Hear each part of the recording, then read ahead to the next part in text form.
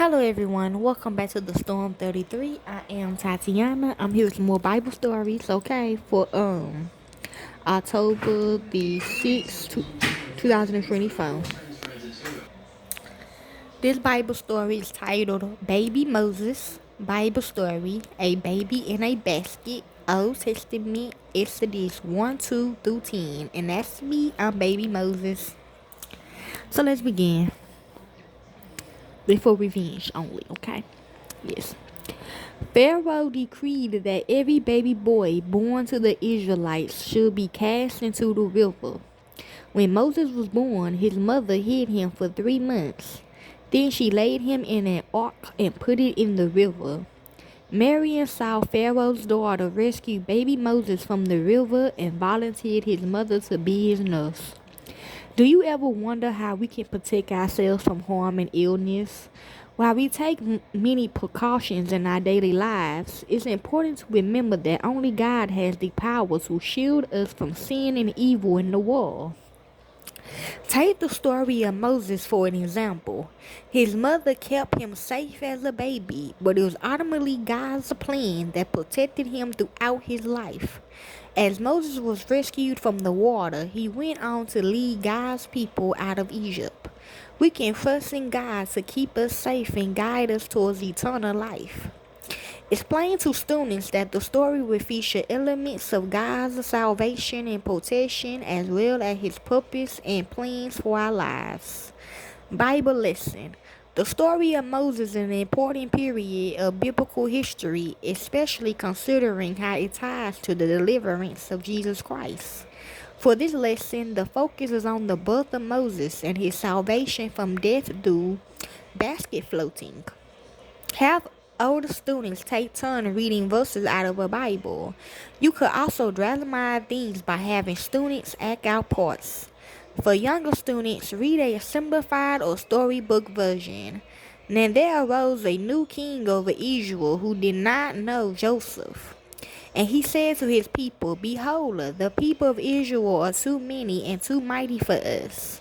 Come, let us deal surely with them, lest they multiply, and if war breaks out, they join our enemies and fight against us, and escape from the land. Therefore they set taskmasters over them to afflict them with heavy burdens. They built for Pharaoh store cities, Pithom, and Rameses. For the more they oppressed, the more they multiplied, and the more they spread abroad. And the Egyptians was in dread of the people of Israel. So they ruthlessly made the people of Israel work as slaves, and made their lives bitter and hard service. In mortar and brick, and in all kinds of work in the field. In all their work, they ruthlessly made them work as slaves. Exodus 1 8 through 14. If students are familiar with the story of Joseph, explain that this story takes place about 400 years after those events. By this point, the memory of Joseph and the wonderful things he did for the Egyptians were long gone. The new leadership in Egypt was worried that there were too many Israelites living among them, so the king called Pharaoh made them slaves. But God was still with his people and they continued to prosper, which just caused the Egyptians to oppress them more. Ask, what would it be like to work for no pay?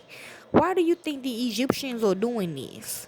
Then the king of Egypt said to the Hebrews' midwives, one of whom was named Shipra and the other Puah, when you serve as midwife to the Hebrew woman and see them on the birth stool, if it is a son, you shall kill him, but if it's a daughter, she shall live. Whew.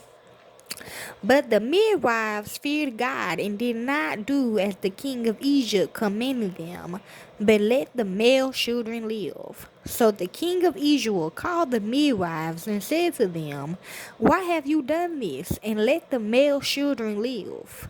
The midwife said to Pharaoh, Because the Hebrew women are not like the Egyptian women, for they are vigorous and give birth before the midwife comes to them.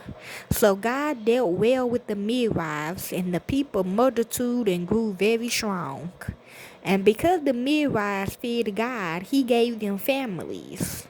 Then Pharaoh commanded all his people, every son that is born to the Hebrew you shall cast into the Nile, but you shall let every daughter live. Exodus 1:15 through 21. Here, Pharaoh decided that all male boys born to the Hebrews should be killed. He ordered the midwives helping births to kill all boy babies, but the midwives didn't obey, instead letting them live. Pharaoh then ordered all boys to be thrown into the Nile River to die. This episode is an important one to bring up partially because it deals with honesty. Normally, of course, it is important to be truthful and not lie. However, in this particular passage, the midwives lied in order to save and protect God's people. Rescuing human life was even more important than telling the exact truth. We see this principle played out in other parts of history too. For instance, people protecting Jews during the Holocaust. Ask, when it is okay to disobey the law when the law go against God's law? Now a man from the house of Levi went and took as his wife a Levite woman. The woman conceived and bore a son. And when she saw that he was a fine child, she hid him 3 months. When she could hide him no longer, she took for him a basket made of bulrushes and doubled it with bitumen and pitch. She put the child in it and placed it among the weeds by a river bank, and his sister stood at a distance to know what would be done to him. Exodus 2:1 through 4. All women would naturally want to keep their sons alive, but one in particular decided that she would protect her son. She kept him hidden for 3 months and then made a special waterproof basket to put him in. She put the basket into the river. Moses had a sister Myron who followed and watched what was happening to her brother. Ask, do you have a little brother or sister? How do you help with them at home? Now the daughter of Pharaoh came down to bathe at the river, while her young women walked beside the river. She saw the basket among the weeds and sent her servant woman, and she took it. When she opened it, she saw the child, and behold, the baby was crying. She took pity on him and said, "This is one of the Hebrew children." Then his sister said to Pharaoh's daughter, "Shall I go and call you a nurse from the Hebrew women to nurse the child for you?" And Pharaoh's daughter said to her, "Go." So the girl went and called the child's mother. And Pharaoh's daughter said to her, "Take this child away and nurse him for me, and I will give you your wages." So the woman took the child and nursed him. When the child grew older, she brought him to Pharaoh's daughter, and he became her son. She named him Moses because she said, "I drew him out of the water." Exodus 2:5 through 10. Here is the pivotal part of the story. The basket floats down the river until it arrives at the home of Pharaoh, the king of Egypt. God caused Pharaoh's daughter to find him, and she had compassion on him. She decided she wanted this baby kept safe.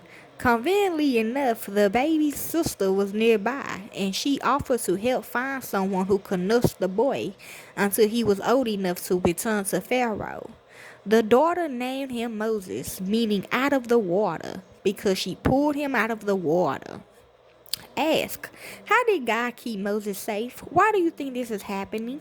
Leave off the story here on a cliffhanger.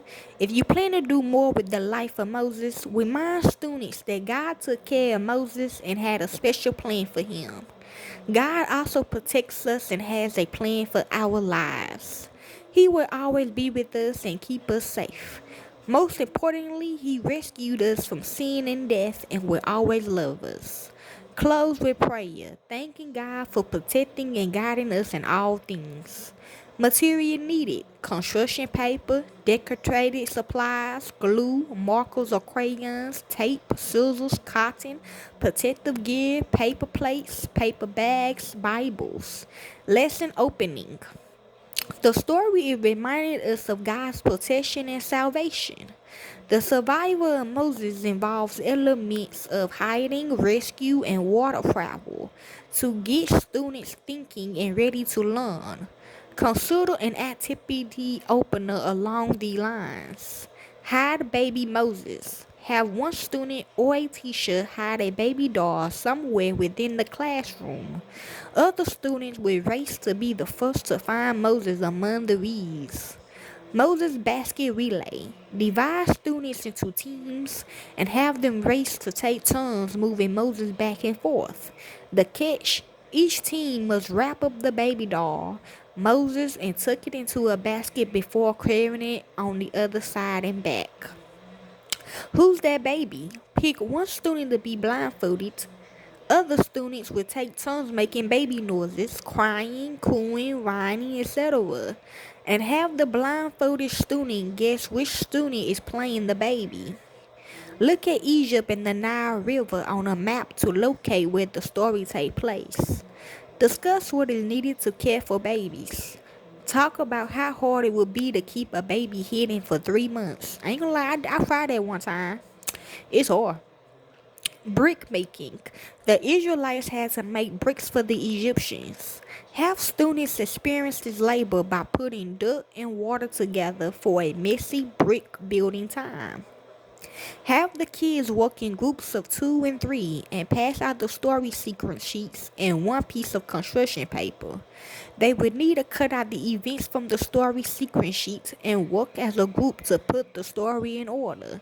They would glue the events in order on the construction paper. Explain that the story of God saving baby Moses is similar to another story we read in the New Testament about baby Jesus. Let the kids find a partner to work with and pass out Bibles to each child. Ask one of the partners to look up Exodus 2 1 through 10, and the other partner to look up Matthew 2 13 through 18. Give them time to read each story and look for similarities and differences. Have the class come back together and share what they learned. And that's just basically what they gave me to read for Baby Moses Bible story. A baby in a basket. Revenge. Also, yes. See, really Shanice wanted revenge on Gina, but I also want revenge on Gina, okay? With Mary, you know what I'm saying? But I deserve the revenge. You don't really deserve the revenge because you was involved in the group, okay? Because you gave up your power for her to become who she is, that don't got nothing to do with me. I'm finna get mine regardless. Okay, baby girls. Thank you.